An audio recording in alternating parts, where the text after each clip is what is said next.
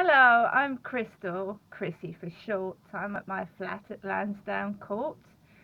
The double mattress that was down the Royal Tandoori alleyway was taken away quite late last night, and a load of rubbish and oil cans was out there, and the people have taken them away, and it's all gone back in. Various people are walking with their trolley cases like I used to walk to Strood up to my son's across the car park, and trolleys like my neighbour downstairs, which she goes shopping with.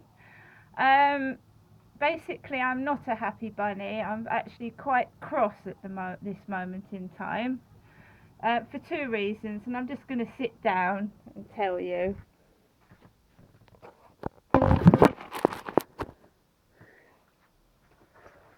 Basically, being me, you can't rest. You can't be left in peace, in pain, and lie down and have a rest if you're me. My cat has decided to go and sit on the balcony while I was putting my washing out this morning, my net curtain from the front window. Obviously, I'm not going to go out to the shops and leave my cat on the balcony, because while I was out, somebody told me she'd fallen off.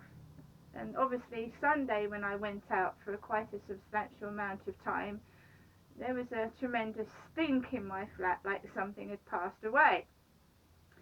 Now, when I came back from the library yesterday, nothing was moved. There was no smell. It was nice. It was how I left it, which is how I want it. As you know, Beverly came up to me and said she was worried about me and that I should go and see Gemma Banks at MHS Homes, and she was arranging to go up there by bus with me, David's mum, on Wednesday morning.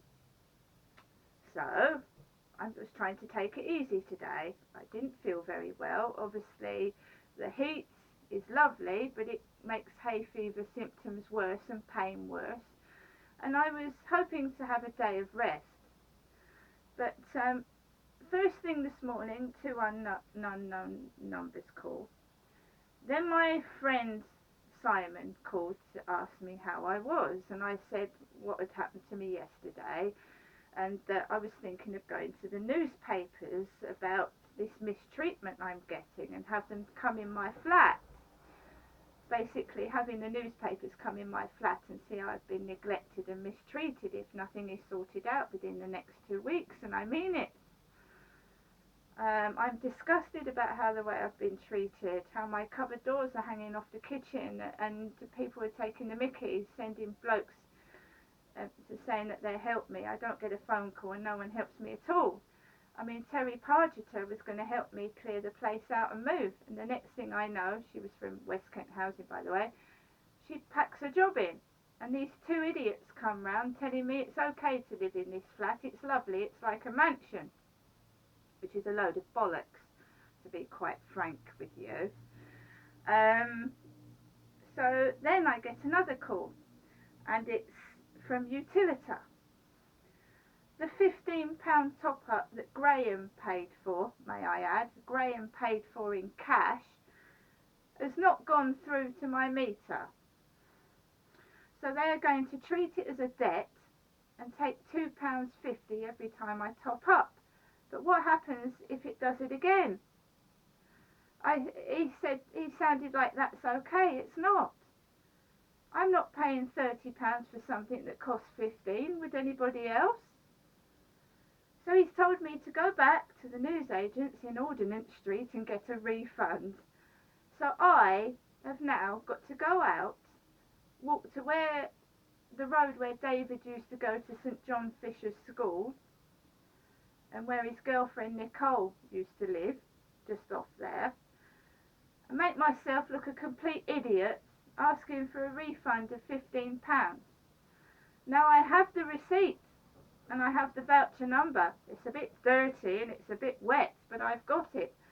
And I was in the shop in Ordnance Street at 2:25 on the 18th of July 2018. There's the pay point number and the voucher code. So the bloke know, because he was a Scottishman, and he said, go to the shop, try and get a refund. It's a glitch with PayPoint. I've never had this before. I've had the keys not work, but I've never had this, losing £15. There's a voucher saying here, successful payment. So who is in the wrong, and what do I do if the shop doesn't refund my money? Well, I'm going to, obviously, he told me to make a complaint. So then if the shop does not refund my money, and where do complaints get you? My dad got a £30 refund from AA, or sorry, the RAC or whatever his car does. I doubt I will. And I've lost, well, Graham's lost £15. And Graham was a witness. He was in the shop with me. He paid with a £20 note, got £5 change. But I'm not letting that rest either. So there's that. Then I try and get through to the rape crisis counselling service, and they're on answer phone, saying that they can't contact me and they're going to close my case. I can't get through to them.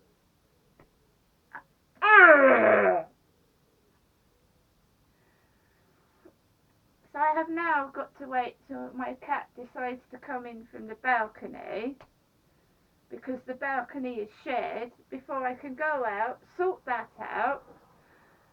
And I'm pretty pissed off, to be honest. I'm sick of this. Someone's trying to screw me out of 15 quid.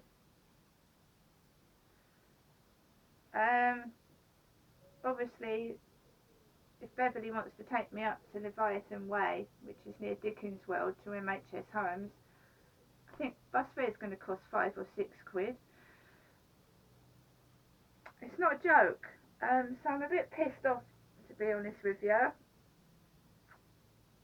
And will anything go right for Chrissy, Crystal, me? I don't think so at the moment. I've got this horrendous pain that never goes away, and I really am going to go to the local newspapers about being mistreated. I really am. I know it didn't work in the Citizen in Gloucestershire, but we'll try the Kent Messenger down here.